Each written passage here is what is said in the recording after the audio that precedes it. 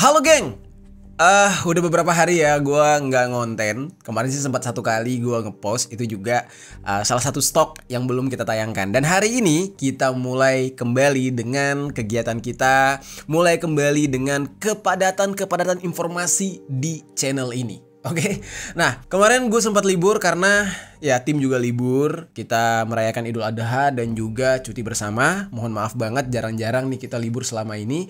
Tapi nggak apa-apa, sekarang sudah saatnya kita kembali ke rutinitas seperti biasanya. Oke, sesuai dengan judul yang kalian baca di thumbnail dan juga judul video ini, hari ini kita bakal membahas tentang malpraktik tindakan dokter-dokter yang mana ini menangani pasien-pasien yang ingin memotong burung, ya. Nah, pasien-pasien sunat. Nah, sebelumnya gue jelaskan sedikit. Malpraktik ini adalah istilah kata nih dari tindakan kriminal di dalam dunia medis karena bisa membahayakan keselamatan dari nyawa pasiennya. Sayangnya geng, di Indonesia itu masih banyak banget malpraktiknya. Hal-hal kayak gini kayak berulang kali terjadi. Ada aja orang-orang yang sebenarnya nggak kompeten, mengklaim dirinya sebagai tenaga ahli, mengklaim dirinya sebagai tenaga medis, dokter, dan segala macamnya gitu ya, agar bisa mendapatkan keuntungan. Padahal dia nggak punya lisensi, bahkan nggak pernah sekolah, hanya berdasarkan pengalaman-pengalaman kecil. Ya misalkan contohnya pernah menjadi asisten dokter, pernah menjadi perawat, atau apalah gitu. Merasa bisa langsung membuka praktek layaknya seorang dokter yang berpengalaman. Nah terus geng, hal-hal kayak gini bisa terjadi itu gara-gara kesadaran masyarakat kita di Indonesia yang masih rendah terhadap dunia medis. Cenderung akan langsung percaya sama orang yang mengaku-ngaku dirinya sebagai tenaga ahli, tenaga medis atau dokter tanpa melihat terlebih dahulu kredibilitas orang tersebut. Modal ngomong, jualan liur gitu ya, udah langsung percaya. Hal ini juga semakin diperparah karena banyak klinik yang malah bungkam dengan kasus-kasus kayak gini dengan alasan mereka nggak mau reputasi klinik mereka menjadi jelek, ya, menurun, yang disebabkan karena ada salah satu dokter yang praktik di klinik mereka yang melakukan malpraktik gagal kayak gini. Beberapa waktu lalu, gue sempat ngebahas mengenai salah seorang influencer dan juga tiktokers yang menjadi korban malpraktik. Nah, video ini kalian bisa nonton nih.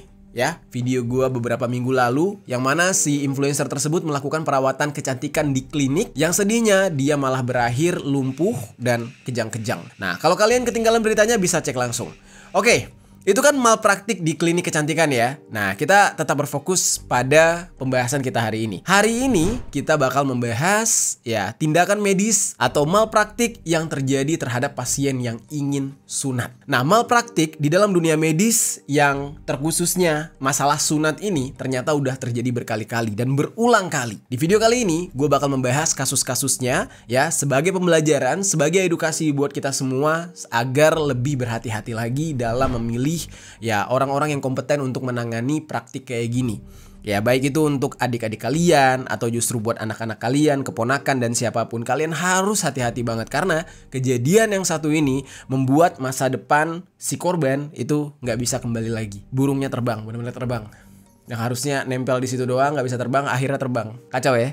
Oke, langsung aja nih kita bahas secara lengkap. Halo geng, welcome back to Kamar Jerry.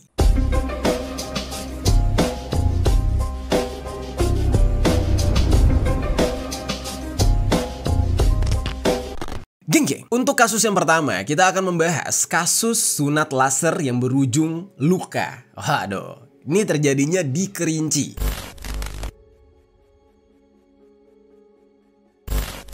Jadi kasus yang pertama ini yang akan kita bahas itu dialami oleh seorang bocah asal desa Sangir, kecamatan Kayu Aro, Kabupaten Kerinci, Provinsi Jambi. Inisialnya itu adalah BAI. Kita sebut aja Bay gitu ya. Usianya itu masih 10 tahun dan dia merupakan anak dari pasangan Dian dan juga Heko. Ayahnya Heko, ibunya Dian. Memang beritanya tuh baru viral beberapa waktu kemarin geng, tapi sebenarnya kejadiannya itu udah terjadi di akhir tahun 2024, tepatnya tanggal 19 Oktober tahun 2024. Jadi ya, di sore hari sekitar jam setengah 4 sore, Bay ini diantar oleh orang tuanya ke sebuah klinik ya untuk menjalani tindakan sunat laser. Wah, gila ya. Sunat pakai laser. Itu pakai kayak pedang matrix gitu loh, ya kan? Pedang-pedang ya pernah lah lihat ya, kayak di film-film action. Namun pada proses tindakannya ternyata terjadi kendala, geng. Karena si bayi ini mengalami keluarnya cairan merah yang banyak banget. Ya, kalian paham ya cairan merahnya ya. Dan ini cairan merah dari bagian vitalnya dia yang nggak berhenti keluar. Sempat diupayakan untuk menjahit bagian tersebut, namun tetap aja cairan merahnya keluar terus, nggak kering-kering.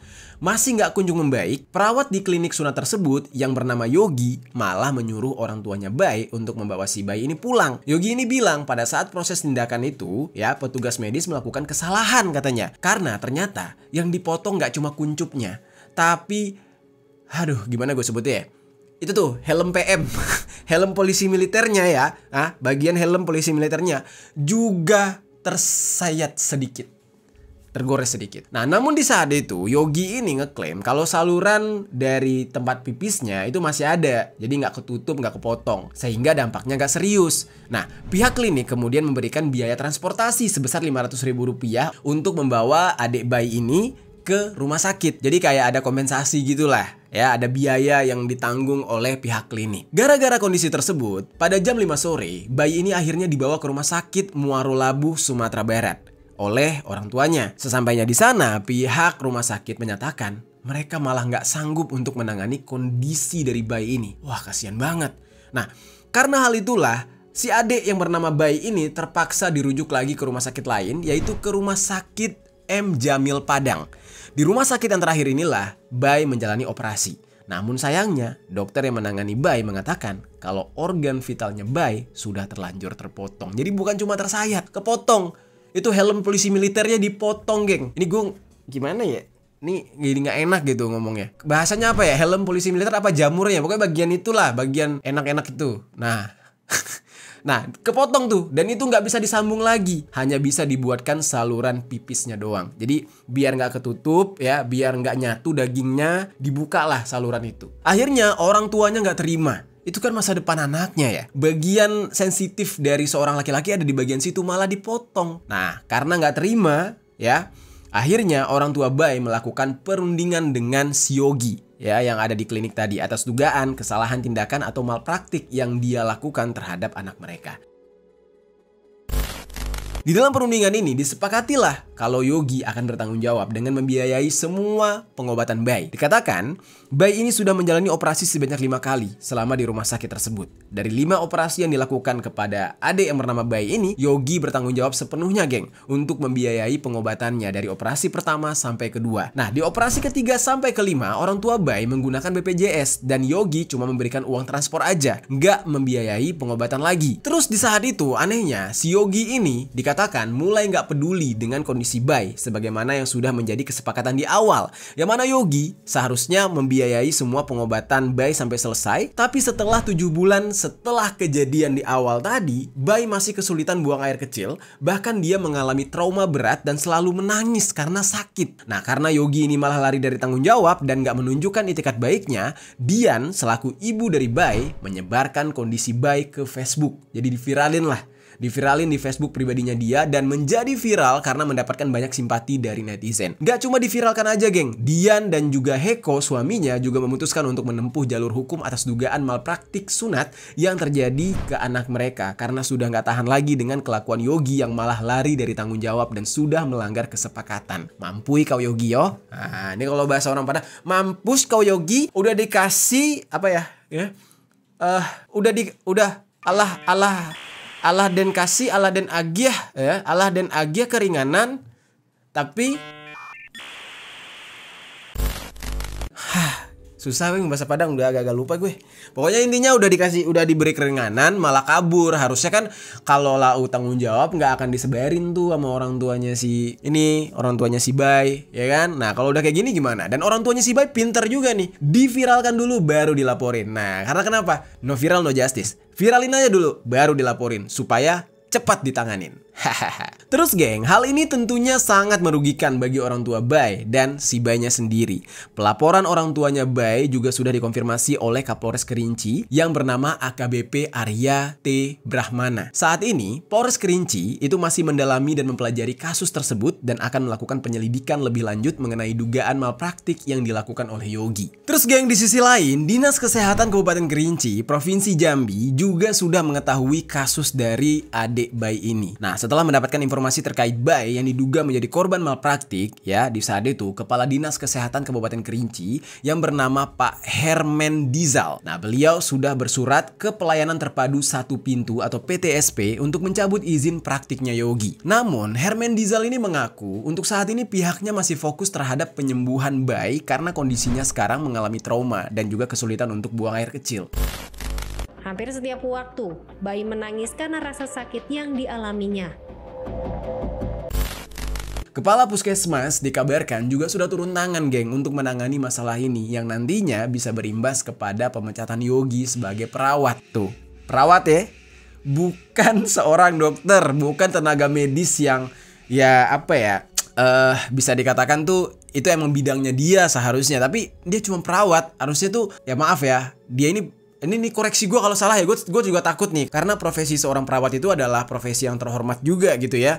Tapi ini kalau nih orang sampai yang melakukan kesalahan, menurut gue dia melanggar ketentuan atau batasan yang seharusnya nggak boleh dia lewati gitu. Mungkin ya, nih dengan keterbatasan ilmu gue nih, mohon maaf nih, mungkin hal kayak gini yang patut melakukan itu adalah seorang dokter, bukan seorang perawat gitu. Tapi kok bisa Yogi melakukan itu? Kok bisa Yogi yang motong burung?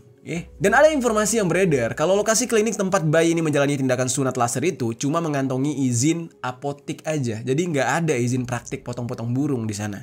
Jadi bukan izin klinik atau tempat praktik medis. Nah, namun ini masih terus didalami kebenarannya oleh pihak terkait. Gimana sih yang benernya? Nah, terus geng, Bupati Kerinci yang bernama Pak Monadi juga sudah menaruh perhatian terhadap apa yang dialami oleh adik bayi ini. Pak Monadi ini ya udah berkomunikasi langsung dengan Heko dan Dian, orang tua dari bayi, dengan menegaskan kalau pemerintah akan mendampingi bayi sepenuhnya, baik dalam proses pemulihan maupun upaya untuk penegakan hak-hak bagi bayi sebagai pasien. Dan untuk mempercepat penanganannya, Dinas Kesehatan Kabupaten Kerinci itu udah mengirimkan surat secara resmi kepada pihak Rumah Sakit M. Jamil yang berisikan permohonan tindak lanjut atas kondisi medis bayi, termasuk kemungkinan perawatan lanjutan di Padang atau rujukan lebih lanjut ke RSCM Jakarta. Dan bayi dikabarkan sudah diberangkatkan ke Padang untuk mendapatkan perawatan yang lebih lanjut, geng. Nah, kita doakan ya, semoga semuanya bisa baik-baik aja. Kasihan gitu, masih kecil dia nggak tahu apa-apa, cuma pengen supaya kesehatannya prima ya dengan bersunat. Nih ingat ya, sunat itu nggak cuma soal agama loh, geng. Bahkan ada yang non-muslim itu memilih untuk sunat karena demi kesehatan. Itu ada, kalian boleh cek sendiri lah beritanya. Dia pengen sehat malah jadi sakit. Kan kasihan. Terus geng, selain itu Pak Monadi juga memerintahkan Hermen Dizal selaku Kepala Dinas Kesehatan Kerinci untuk turun langsung melihat kondisi korban dan memastikan setiap langkah medis yang diambil untuk adik bayi ini dilakukan secara benar dan juga bertanggung jawab agar nggak memperparah kondisinya dia. Terkait dugaan malpraktik, si Yogi ya selaku perawat yang menangani bayi dalam prosedur sunat laser sudah dimintai keterangan oleh pihak terkait. Dan berdasarkan informasinya lagi, Yogi menyatakan siap untuk bertanggung jawab atas apa yang terjadi kepada bayi. Dan pada tanggal 28 Mei kemarin, pimpinan DPRD Kabupaten Kerinci, yaitu Dr. Surmila bersama dengan rekan DPRD lainnya, yaitu Adi Purnomo, Marius, serta sejumlah wartawan itu sudah mendatangi rumah keluarga bayi untuk melihat langsung kondisinya bayi. Nah, Dr. Surmila ini menyampaikan bahwa pihaknya merasa prihatin atas apa yang menimpa pada bayi dan akan mengawal kasus ini sampai dengan selesai. Pihak DPRD juga sudah meminta Dinas Kesehatan dan pihak terkait untuk segera melakukan investigasi. Kalau benar terjadi malpraktik, maka harus ada pertanggungjawaban secara hukum dan etik. Nah, kasus ini harus diusut dengan tuntas, geng, menurut Dr. Surmila, sebab untuk mencegah keresahan di tengah masyarakat, karena seharusnya sunat itu menjadi tindakan medis yang aman, tapi bisa berakibat fatal kalau dilakukan secara nggak profesional kayak gini. Dan menurut beliau juga, tindakan medis seperti ini seharusnya dilakukan oleh perawat dengan pendampingan dokter. Oleh karena itu, penanganan terhadap kasusnya bayi ini bukan soal mencari keadilan lagi, tapi juga menjadi pembelajaran penting agar praktik-praktik medis ilegal nggak terus terjadi. Nah, Adi Purnomo dan juga Marius juga menghimbau masyarakat agar lebih berhati-hati lagi dalam memilih layanan kesehatan, terutama yang tidak memiliki izin resmi atau dilakukan oleh pihak yang nggak profesional. Netizen juga nggak tinggal diam di dalam hal ini. Banyak yang membantu bayi dengan mengirimkan donasi untuk bisa meringankan biaya pengobatan bagi bayi. Oke, itu baru kasus yang pertama. Itu aja udah bikin ngos-ngosan ya, geng ya. Gimana dengan kasus-kasus selanjutnya nih? Udah siap belum buat mendengarkan kasus-kasus selanjutnya? Oke, kita langsung mulai dengan kasus selanjutnya nih. Ini masih seputar burung ya. Masih seputar pemotongan burung yang gagal nih. Ayo, langsung aja kita bahas ya. Masuk ke dalam kasus malpraktik yang kedua. Bocah di Palembang yang pipisnya sampai bercabang setelah menjadi korban dari malpraktik sunat.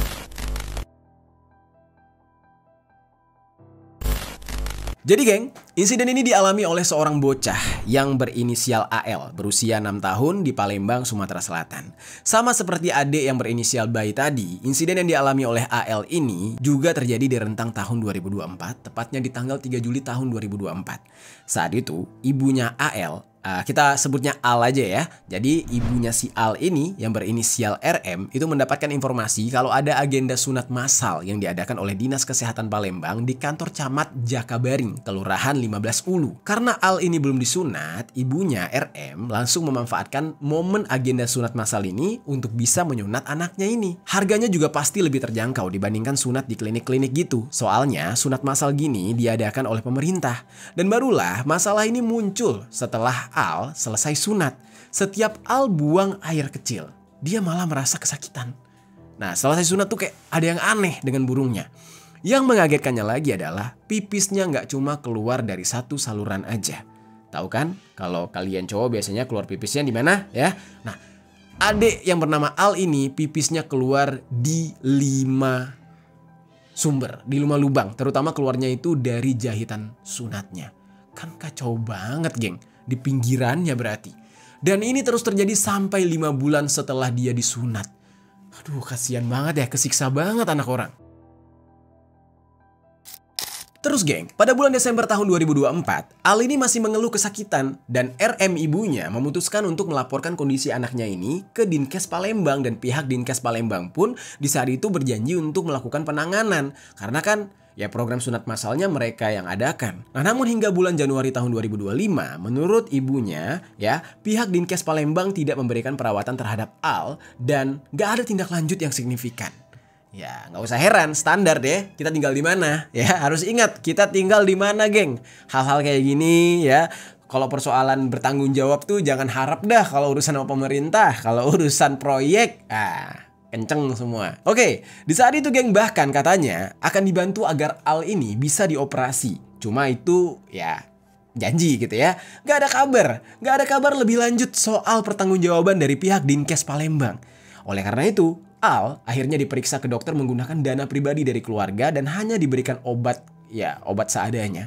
Yang tadinya Al ini bisa pipis sampai 5 cabang, dengan pengobatan tersebut beruntungnya lubang pipis Al akhirnya bisa tertangani dan sisa 1. Nah, karena nggak ada kejelasan dari Dinkes Palembang untuk bertanggung jawab ya, karena kan keluarga udah pakai dana pribadi nih. Akhirnya keluarga yang merasa kasihan dengan kondisi anak mereka yang terus merasa kesakitan membuat sang ibu mau nggak mau melaporkan peristiwa dugaan malpraktik sunat yang dialami oleh anaknya ini ke Sentra Pelayanan Kepolisian Terpadu atau SPKT Polrestabes Palembang.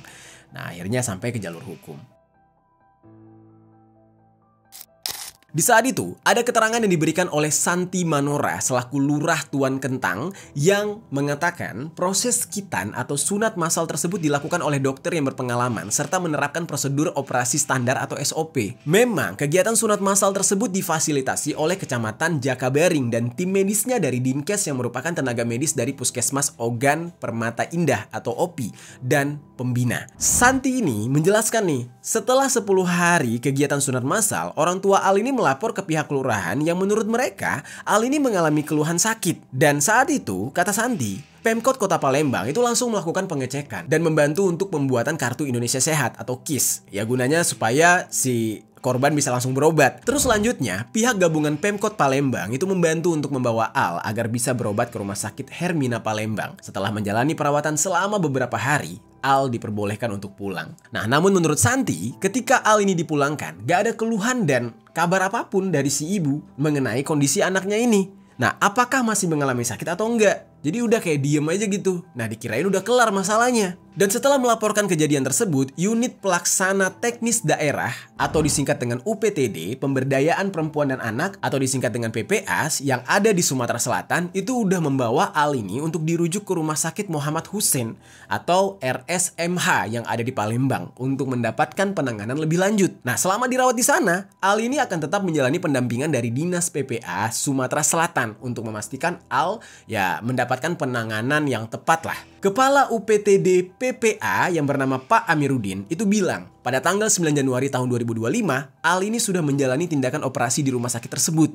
Tapi Pak Amiruddin mengaku nggak bisa menjelaskan lebih detail mengenai kondisinya pasca operasi karena UPTD PPA nggak mendapatkan informasi apapun dari pihak rumah sakit saat akan operasi dan juga pasca operasinya. Jadi nggak ada informasi apa-apa.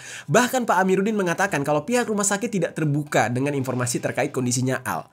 Meskipun begitu, Pak Amiruddin menyebutkan jika Pemkot Palembang sudah mengurus administrasinya Al dan Dinkes Palembang itu bakal memantau perkembangan dari Al sampai dia sembuh.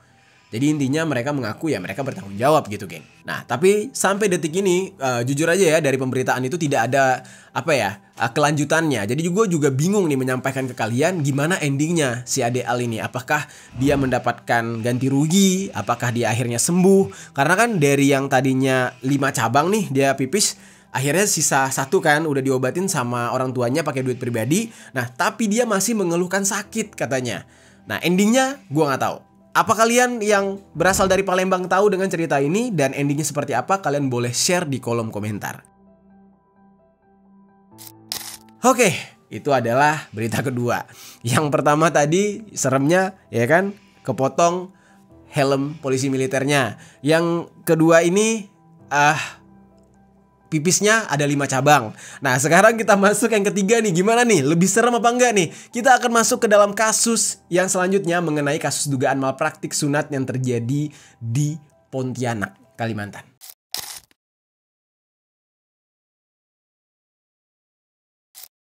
Jadi geng, di Pontianak, Kalimantan Barat, ada seorang bocah berusia 9 tahun yang diduga menjadi korban malpraktik dari seorang dokter yang berinisial IL. Nah, ketika bocah tersebut menjalani tindakan sunat laser, lagi-lagi sunat laser nih.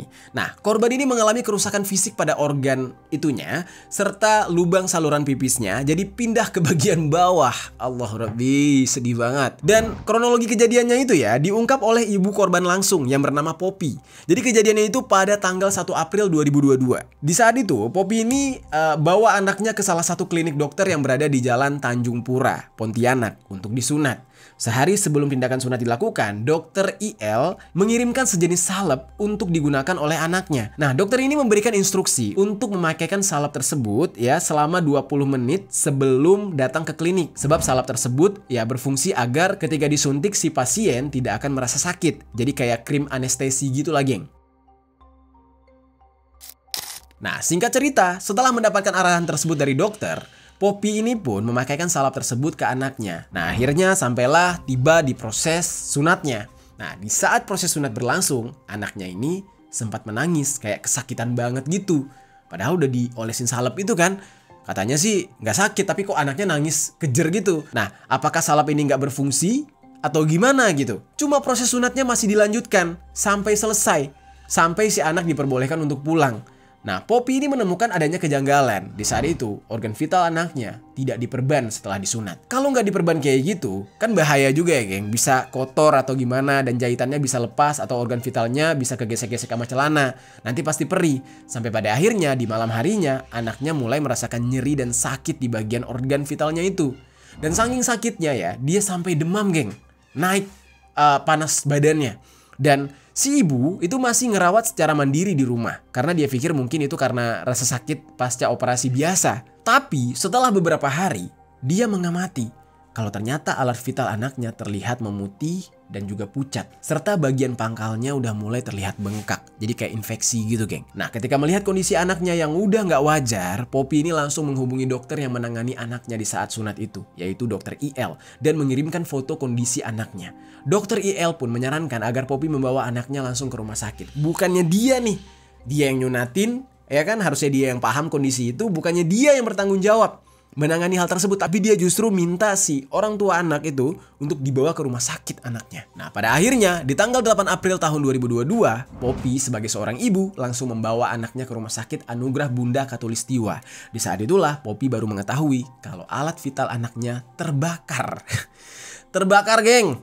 Yang pertama, kepotong pala hajinya, pala hajinya kepotong. Yang kedua, lubangnya ada 5, pipisnya jadi 5 5 cabang.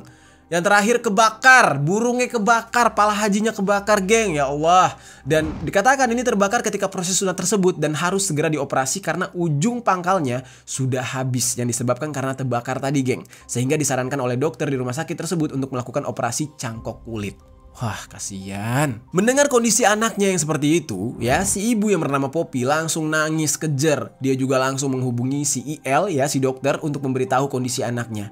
IL cuma bisa minta maaf, dan selama anaknya di rumah sakit, IL ini gak pernah sekalipun datang ngejenguk dan gak ada minta maaf secara langsung kepada Poppy serta anaknya ini. Dan setelah 3 bulan pasca operasi, ternyata organ vital anaknya Poppy gak kunjung membaik. Poppy juga ngeliat adanya keanehan lain dari anaknya tersebut karena anaknya gak bisa nahan pipis. Jadi ketika pipis, alat vitalnya juga langsung bengkak. Dan oleh karena itu, Poppy kembali menghubungi dokter bedah yang menangani operasi anaknya untuk berkonsultasi. Karena nggak mendapatkan penjelasan yang memuaskan, Poppy memutuskan untuk membawa anaknya ke rumah sakit yang ada di Jakarta untuk melakukan tindakan operasi yang lebih besar lagi dan lebih proper lah.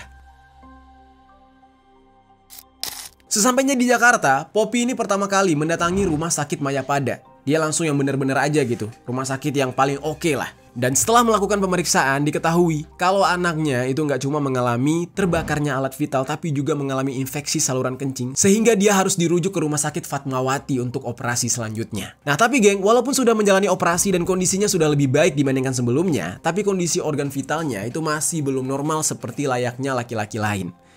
Menurut penjelasan dokter, anaknya harus kembali menjalani operasi agar organ vitalnya bisa kembali normal, tapi juga harus menunggu kesediaan anaknya. Sementara itu, selama perawatan yang dijalani oleh anaknya, si dokter IL itu nggak bertanggung jawab sama sekali, geng. Sampai pada akhirnya Poppy dan IL sudah melakukan mediasi sejak awal tahun 2023, geng. Nah di saat itu kuasa hukum dari korban yaitu Dewi Ari Purnamawati, itu menyebutkan STR atau surat izin praktik milik dokter IL saat menangani korban itu masih dalam proses perpanjangan, yang mana hal tersebut melanggar kode etik. Nah karena pada saat itu seharusnya dokter IL tidak melakukan praktik sementara sampai STR atau surat izin praktiknya itu keluar.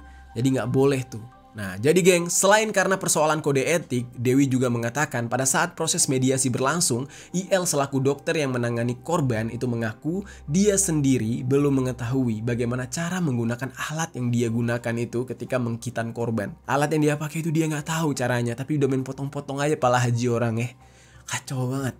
Dan dia belum pernah mencoba alat itu sebelumnya. Jadi si Ade ini itu jadi kelinci percobaannya IL. Dan IL sudah mengakui adanya kelalaian yang dia lakukan selama proses khitan berlangsung. Nah Dewi sangat menyayangkan gak adanya itikat baik dari IL, karena sebenarnya permasalahan ini bisa diselesaikan dengan cara baik-baik. Tapi karena IL-nya gak peduli, makanya kasusnya jadi berlarut-larut. Dan Ikatan Dokter Indonesia atau IDI juga memfasilitasi proses mediasi antara pihak korban dengan si dokter IL ini. Dan menurut keterangan dari Ketua IDI Kalimantan Barat yang bernama Dr. Rifka, IL ini sempat ngedown, geng, karena masalah ini. Ya iyalah, lu yang salah, lu gak bertanggung jawab. Kalau lu ngedown ya urusan lu gitu. Harusnya yang ngedown itu korban gitu kan. Nah dia ini udah gak praktik lagi, tapi izin praktiknya belum dicabut katanya. Dan praktik sunat laser sendiri sampai saat ini masih diizinkan, geng. Tapi mungkin pada saat tindakan dokter IL ini di luar kendali lah. Mungkin lasernya terlalu panas atau gimana gitu. Terlebih lagi IL ini mengaku belum bisa menggunakan alat itu dengan sebenar-benarnya lah. Nah dia baru pertama kali nyoba, dan kasus ini juga sudah ditangani oleh KPAI dan Polresta Pontianak. Kacau. Pihak IDI juga sudah melakukan sidang terhadap IL, tapi belum diketahui terkait pelanggaran kode etik yang akan diberikan kepada dia. Saat dilakukan mediasi, pihak korban meminta ganti rugi sebesar 50 juta rupiah. Menurut gua kecil banget untuk masa depan anak 50 juta rupiah itu kecil banget. 50 juta rupiah mau buat beli apa? Buat ngejamin dia kuliah sampai kelar juga nggak bisa Harusnya di up lagi sih, naik lagi lah tuntutannya. Kacau ini. Dan dokter IL ini mengatakan kalau dia sanggup untuk membayar tapi bayarnya nyicil katanya. Nah sementara keluarga korban gak mau dicicil, maunya langsung tunai 50 juta. Dan dilakukan lagi mediasi dan tuntutan dari pihak keluarga jadi semakin tinggi. Nah ini baru bener nih, bukannya malah dikurangi. Sampai menyentuh angka 300 juta kabarnya. Keluarga nuntut si dokter IL dan dokter IL pun menyatakan gak sanggup untuk mengganti rugi dengan uang yang sebesar itu. Ganti rugi itu pun didasarkan karena nggak cuma anaknya aja yang dirugikan, tapi Poppy sebagai ibunya juga mengalami tekanan psikis yang berat sehingga Poppy dan anaknya sama-sama mendapatkan perawatan ke psikolog. Ini masuk akal, ini nggak mengada-ngada kok menurut gue. Ya kan? Ini masa depan anaknya boy. Sedih banget. Itu dia geng pembahasan kita hari ini. 3 kasus malpraktik sunat yang terjadi di Indonesia. Ini nggak kebayang ya geng, sunat itu kan menjadi salah satu tindakan medis yang yang sangat lumrah lah. Apalagi di Indonesia, kalau kita berbicara soal sunat, ini mengenai mayoritas muslim yang ada di Indonesia rata-rata melakukan sunat. Dan bahkan teman-teman gua yang non-muslim pun banyak yang melakukan sunat demi kesehatan. Tapi kalau misalnya marak terjadi kasus malpraktik kayak gini, gimana anak-anak maupun orang tua nggak takut gitu? Mungkin masih banyak kasus malpraktik yang lain yang terjadi di Indonesia dan 3 ini adalah sebagian kecilnya. Dan dari 3 kasus yang gue jelaskan tadi, gua nggak menemukan informasi lebih lanjut apakah tenaga medisnya dikenakan sanksi atau enggak. Karena seharusnya jika terjadi kesalahan dalam tindakan medis, ya bisa aja gitu ya tenaga medisnya diberikan hukuman. Karena kasihan geng, para korban jadi nggak bisa beraktivitas dengan normal karena terus merasa sakit dan ya bahkan mungkin cacat seumur hidup di bagian alat vitalnya. Orang tua korban juga harus mengeluarkan biaya yang nggak sedikit untuk biaya pengobatan anaknya dan mereka juga kepikiran dengan masa depan anaknya. Nah dari kasus ini semoga menjadi edukasi dan menjadi evaluasi bagi pemerintah kita juga untuk bisa mengawasi dengan ketat segala prosedur medis yang dilakukan di setiap fasilitas kesehatan. Dan buat kalian ya berhati-hati memilih dokter, memilih klinik, jangan sampai kena ya kayak gini, jadi korban malpraktik dokter-dokter yang nggak kompeten atau mungkin orang-orang yang mengaku dokter. Itu dia geng, pembahasan kita kali ini. Gimana menurut kalian tentang pembahasan ini? Coba tinggalkan komentar di bawah.